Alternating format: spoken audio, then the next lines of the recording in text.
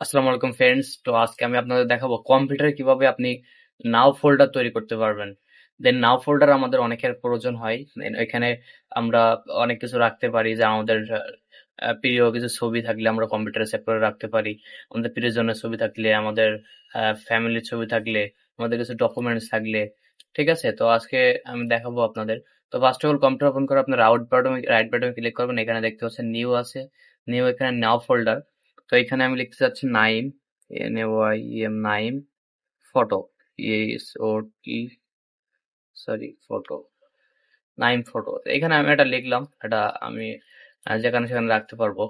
তো দেন এটা আমি ওপেন করতে গেলে কিন্তু আহ, আমার এতে নিয়ে যাচ্ছে, আমার ফোল্ডার নিয়ে যাচ্ছে। এখানে কিন্তু নামটা আমি এই নামে সেভ করেছি, এই ফোল্ডারের ভিতরে কিছুই নাই। ঠিক আছে, তো আমি আজকে আপনাদের দেখাচ্ছি যে এখান থেকে আমি কিছু ফটো নিয়ে আমি ওই ফোল্ডারের ভিতরে রাখবো।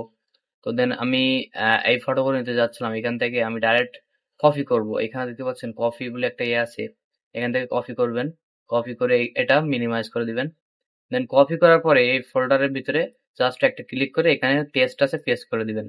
ঠিক আছে, এই ফোল্ডার মধ্যে পেস্ট করে দেওয়ার সাথে সাথে কিন্তু দেখতে পাচ্ছেন ফোল্ডারের ভিতরে আগে কিছু ছিল না, এখন অনেকগুলো ছবি এর ভিতরে অ্যাড হয়ে গেছে। দেখতে তো পাচ্ছেন অবশ্যই।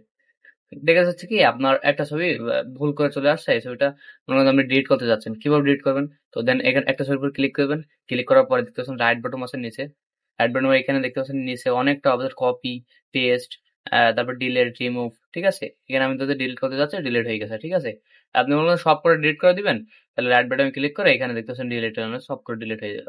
ঠিক আছে, সব কটা ডিলিট হয়ে গেল। এবার দেখতে পাচ্ছেন ফোল্ডারের ভিতরে কিন্তু কিছুই নেই, এখানে দেখতে পাচ্ছেন ফোল্ডারের ভিতরে কিছুই নেই।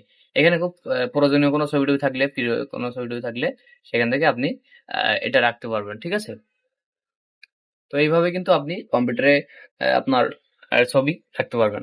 তো সকাল ভালো থাকবেন, সুস্থ থাকবেন, আল্লাহ হাফেজ। আর নিয়ে আসবো পরবর্তী কোনো ভিডিও।